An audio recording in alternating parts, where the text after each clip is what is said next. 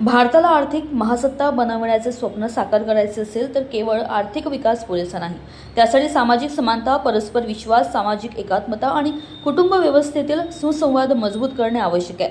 नाती जोडणे आणि नाती जपणे हीच आनंदी व सक्षम समाजाची पायाभरणी आहे, असे प्रतिपादन ज्येष्ठ विचारवंत प्राचार्य डॉक्टर भगवानराव वाघमारे यांनी केले.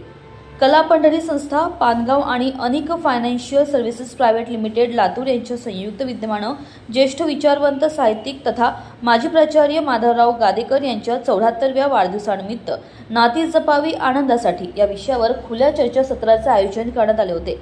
या चर्चासत्राच्या समारोप प्रसंगी डॉक्टर वाघमारे बोलत होते.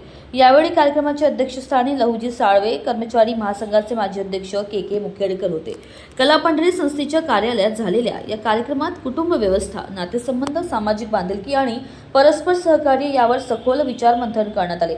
डॉक्टर वाघमारे यांनी सांगितलं की कुटुंब ही समाजाची पहिली शाळा आहे. कुटुंबातील नाती मजबूत असतील तर व्यक्तीमध्ये विश्वास, संवेदनशीलता, सहकार्य आणि सामाजिक जबाबदारीची भावना विकसित होते. आधुनिक तंत्रज्ञानामुळे माणसं जवळ आली असली तरी भावनिक अंतर वाढण्याचे आवाहन निर्माण झाले आहे. त्यामुळे नात्यांमध्ये संवाद, परस्पर आदर आणि समजूतदारपणा वाढवणे काळाची गरज असल्याचं त्यांनी स्पष्ट केलं. चर्चासत्रात बालाजी साबळे, प्राचार्य रामकिशन सम्मुखराव, बालाजी साळुंके इत्यादींनी संयुक्त कुटुंब पद्धती, कौटुंबिक सुसंवाद आणि बदलत्या सामाजिक परिस्थितीत नाती टिकवण्यासमोरील आव्हानांवर आपले विचार मांडले. यावेळी नाती जपत कुटुंब, नातेवाईक आणि समाजाच्या विकासात योगदान देणाऱ्या मान्यवरांच्या तसेच अनेक फायनान्समध्ये गुंतवणूक करणाऱ्या गुंतवणूकदारांचा सन्मान करण्यात आला. ज्येष्ठ विचारवंत तथा माजी प्राचार्य माधवराव गादेकर यांचा विशेष सन्मान करण्यात आला.